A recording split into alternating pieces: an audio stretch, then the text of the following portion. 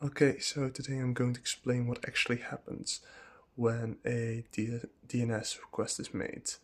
A quick recap for those of you who don't know, a DNS request is basically when you convert your domain name to an IP address so that you can actually find the server that the website is on. Okay, so the first thing that happens is your computer checks if it has the domain name stored locally. This happens for a little bit. It saves the domain name in its cache, meaning that it's temporary, but it basically just checks if it knows the IP address. And if it doesn't, it will move on through the recursive server, and there the recursive server basically just does what what your computer does.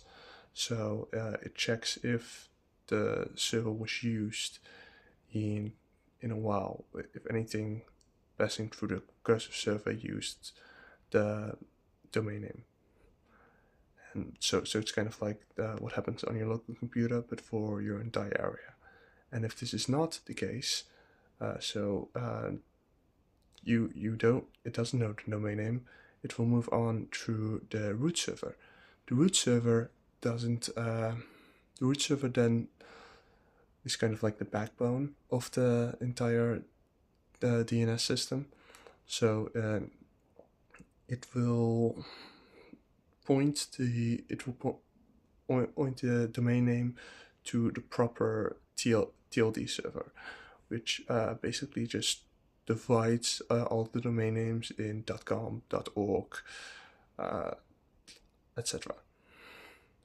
So it does this, and when you arrive at the TLD server, it will tell you what I forget what the name is.